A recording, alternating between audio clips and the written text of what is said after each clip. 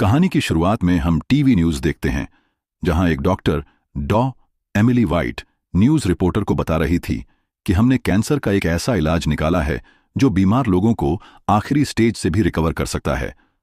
इस मेडिसिन से ऑलरेडी 10,000 से भी ज्यादा लोग कैंसर से ठीक हो चुके हैं। खैर, सीन कट होता है और हमें 3 साल बाद का सीन दिखाया जाता है, जहां अब तक दुनिया के 99% लोग जॉम्बीज यानी डार्क सीकर्स बन चुके हैं। जो लोग बाकी बचे हैं वह इन जॉम्बीज से बचकर डर डर कर अपनी जिंदगी गुजार रहे हैं। जॉन रॉबर्ट्स अभी भी उन सर्वाइवर्स में से एक है जिसने कई दिनों से कुछ नहीं खाया पिया। आज जॉन को हिरणों का एक झुंड दिखाई देता है तो वह अपने डॉग मैक्स के साथ हिरण का शिकार करने के लिए उनका पीछा करता है। काफी देर की मेहनत के बाद एक हिरण थक हार कर एक जगह जाकर रुक जाता है और वहां से घास खाने लगता है। जॉन हिरण को शूट करने ही वाला था, तभी वहां एक और जंगली शेर आकर उस पर हमला कर देता है। उसी टाइम जॉन की घड़ी में अलार्म बजने लगता है।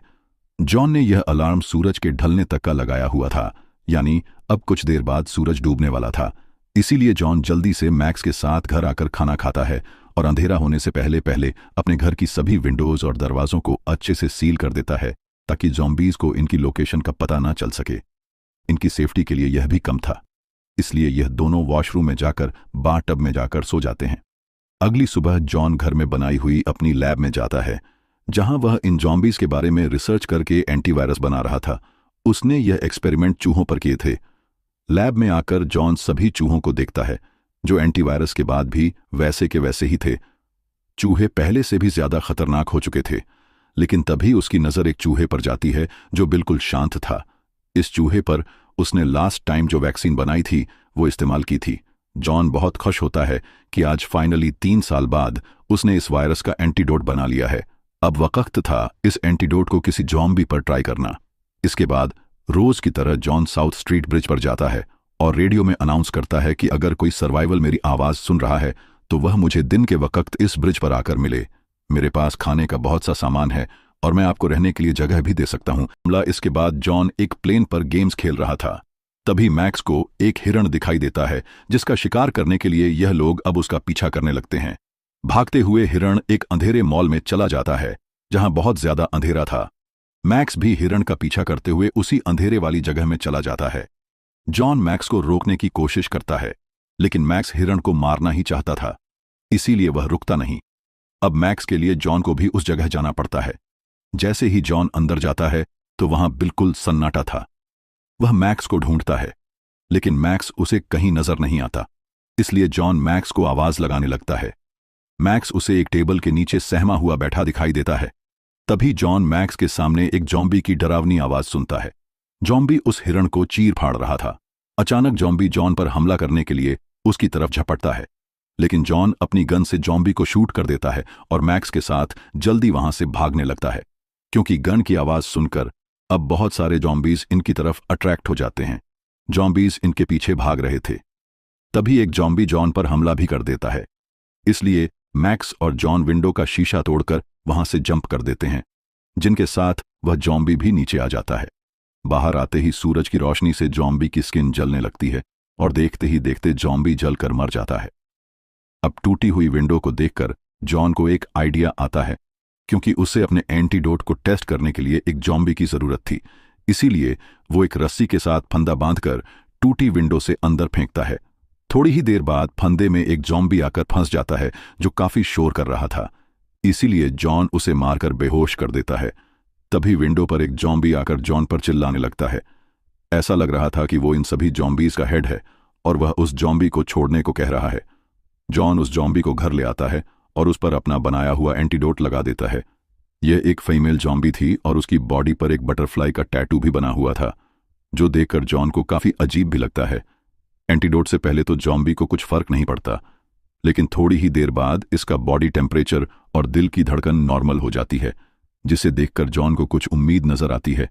लेकिन अचानक जॉम्बी उठकर जॉन पर हमला करने की कोशिश करती है। जॉन ने उसे मजबूती से बांधा हुआ था, इसलिए जॉन उसके हमले से बच जाता है और उसी टाइम जॉम्बी की सांसें बंद हो जाती हैं और वह मर जाती है।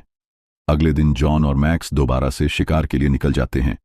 थोड़ा ही आगे जाने पर इनको एक स्टैच्यू दिखाई देता है। तब जॉन खतरा चेक करने के लिए उस पर शूट करता है। अंदाजा सही होता है और स्टैच्यू नीचे गिर जाता है। जैसे ही जॉन उसे देखने के लिए उसके पास जाता है, तभी वह एक ट्रैप में फंस जाता है और उल्टा लटक जाता है। उसके सिर में चोट लगने की वजह से वह बेहोश हो जाता है। थोड़ी ही देर बाद शाम होने वाली थी, इसलिए जॉन की घड़ी में अलार्म बजता है, जिससे जॉन की आंख खुल जाती है। मैक्स अभी भी जॉन के नीचे भौंक रहा था। अब जल्दी ही अंधेरा होने वाला था, इसलिए जॉन अपनी पॉकेट से चाकू निकालकर रस्सी को काट देता है और नीचे गिर जाता है। लेकिन इसी बीच उसका अपना चाकू ही उसकी टांग में लग जाता है, जिससे उसे काफी गहरी चोट आ जाती है। तभी जॉन को सामने वही जॉम्बी दिखाई देता है जो कल जॉन पर उस जॉम्बी को छोड़ने के लिए चिल्ला रहा था। जॉम्बी हेड के साथ उसके 2 जॉम्बी डॉग भी थे, जो बस इसी चीज का इंतजार कर रहे थे कि कब अंधेरा हो और जॉन पर हमला करें। मैक्स और जॉन अपनी कार की तरफ जाने की कोशिश करने लगते हैं। तभी अंधेरा हो जाता है तो जॉम्बी हेड अपने दोनों डॉग्स को उन पर हमला करने के लिए छोड़ देता है। दोनों डॉग मैक्स और जॉन पर हमला कर देते हैं, लेकिन जॉन अपनी गन से दोनों डॉग्स को ही शूट कर देता है। लेकिन बुरी बात यह थी कि एक डॉग ने मैक्स को काट लिया था। जॉन जल्दी से मैक्स को उठाता है और उसे घर लाकर उस पर एंटीडोट लगाता है। लेकिन अब तक बहुत देर हो चुकी थी, क्योंकि मैक्स भी अब जॉम्बी बन चुका था। वो जॉन पर हमला करने की कोशिश करता है, लेकिन अब ना चाहते हुए भी जॉन को अपने सबसे प्यारे दोस्त मैक्स को मारना पड़ता है। नए दोस्त और नई उम्मीद, जॉन अंदर से टूट चुका था। अब उसका कोई और फ्रेंड नहीं था। वह अब बिल्कुल अकेला हो चुका था। इसीलिए गुस्से में आकर वह अपने दोस्त का बदला लेने के लिए रात को कार लेकर निकल जाता है। जो भी जॉम्बी उसकी कार के सामने आ रहा था, वह उसे कार के नीचे दिए जा रहा था। तभी उसकी कार पलट जाती है और उसका बुरी तरह एक्सीडेंट हो जाता है। तभी वह जॉम्बी हेड भी वहां आ जाता है और उसके साथ और भी बहुत सारे जॉम्बीज थे। वो जॉम्बीज जॉन को मारने ही वाले थे। तभी एक तेज रोशनी वहां पड़ती है, जिससे सभी जॉम्बीज डरकर वहां से भागने लगते हैं। फिर वहां एक लड़की आती है जो जॉन से उसके घर का एड्रेस पूछती है। जॉन की हालत बहुत ज्यादा खराब थी, इसलिए वह बहुत मुश्किल से उसे घर का एड्रेस बताकर बेहोश हो जाता है। सुबह जॉन की आंख उसके घर में खुलती है। उसे अपने किचन में कुछ आवाज सुनाई देती है, तो जब वह देखने के लिए जाता है तो वहां एक लेडी और उसके साथ उसका बेटा था। लेडी जॉन को बताती है कि हमें रेडियो से आपके बारे में पता चला था। कल हम पूरा दिन ब्रिज पर आपका इंतजार करते रहे, लेकिन आप वहां आए ही नहीं। लेकिन रात को आप हमें जॉम्बीज के बीच गिरे हुए मिले। लेडी अपना नाम कैरोलाइन बताती है। कैरोलाइन कहती है कि हम लोग ग्रीन वैली जा रहे थे। सुनी है कि वहां का इलाका जॉम्बीज से फिलहाल सेफ है। लेकिन जॉन कहता है कि ऐसी कोई जगह नहीं है, कोई भी जगह जॉम्बीज से सेफ नहीं है।